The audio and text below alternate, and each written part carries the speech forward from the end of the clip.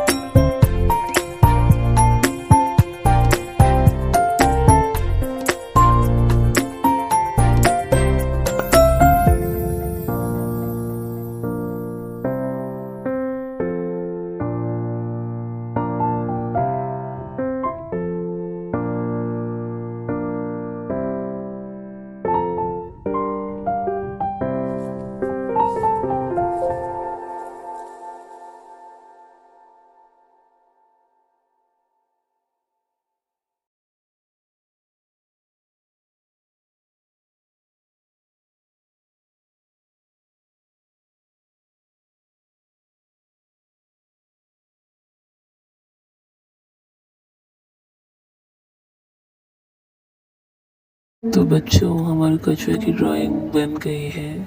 आपको कैसा लगा वो आप कमेंट बॉक्स में लिख दीजिएगा। और आपको कौन सी ड्राइंग सीखना है आप वो भी कमेंट बॉक्स में लिख दीजिएगा, तो मैं आपको फुल ट्यूटोरियल भेज दूँगी। तो मिलते हैं बच्चों अगली वीडियो में।